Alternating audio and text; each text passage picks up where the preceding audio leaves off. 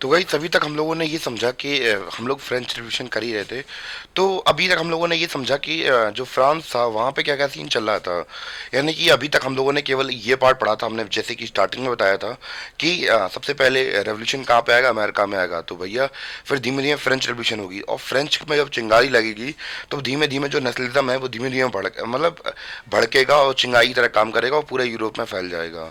तो अब हम लोग जो फ्रेंच वाला पार्ट था कि भैया फ्रेंच के अंदर रेवोल्यूशन हो गई, और अब जो फ्रेंच वाला पार्ट था अब खत्म हो गया। अब भैया पूरे यूरोप की बात करेंगे हम लोग कि पूरे यूरोप में नेशनलिज्म कैसे पड़ा। यानी कि एक तरीके से कह सकते हैं कि हमारा जो पहला पड़ाव था वो कंप्लीट हो चुका है। अब हम लोग अपने अगले पड़ाव के ऊपर आ चुके हैं। तो अब हम लोग समझेंगे making of nationalism in Europe. तो कैसे कैसे जो नेशनलिज्म था वो यूरोप के अंदर फैला, अब उसके बारे में बात करेंगे, ठीक है। तो सबसे पहले अगर हम लोग बात करें कि किसी भी देश को नेशनलिज्म की तरह बनाने के लिए हमें क्या क्या चाहिए पड़ता है। कोई देश के अंदर नेशनलिज्म की भावना आनी चाहिए, यानी कि एकजुटता की भावना आनी चाहिए। अगर हम लोग सीधी भाषा में कहें तो no nationalism no nation state. यानी कि अगर नेशनलिज्म नहीं है, देश के अंदर एकता नहीं है, तो कोई नेशन स्टेट बन ही नहीं पाएगा। जैसे कि अब अगर अभी हम लोग यूरोप में देखें तो हमें कई नेशन स्टेट देखने को मिलते हैं, जैसे जर्मनी, इटली। तो ये सब क्या है, नेशन स्टेट्स हैं।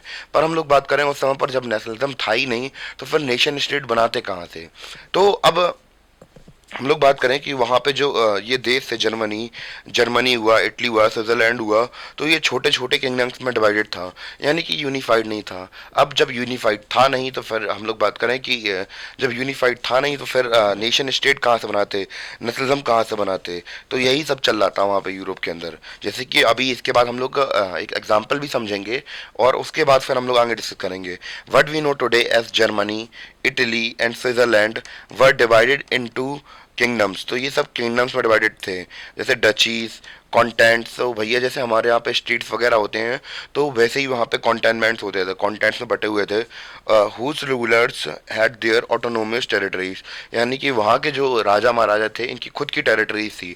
अब जब खुद की टेरिटरीज थी तो भैया यहाँ पे ऐसी कौन कौन सी चीज़ें थी जो कि नेशनलिज्म को इंस्पायर करती हैं। और पहली बात तो ये बात है कि किसी भी कंट्री के अंदर अगर आप लोग देखें तो वहाँ पे ये इंपॉर्टेंट हो जाता है कि कोई भी राजा महाराजा होगा, अगर वो नेशनलिज्म की भावना जगने देगा तो फिर उसका जो साम्राज्य है वो खड़ा कैसे रहेगा।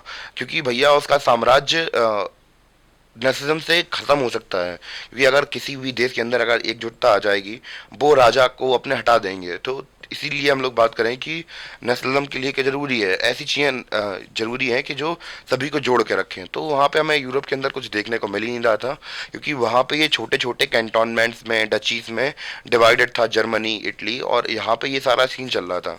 क्लियर इतना।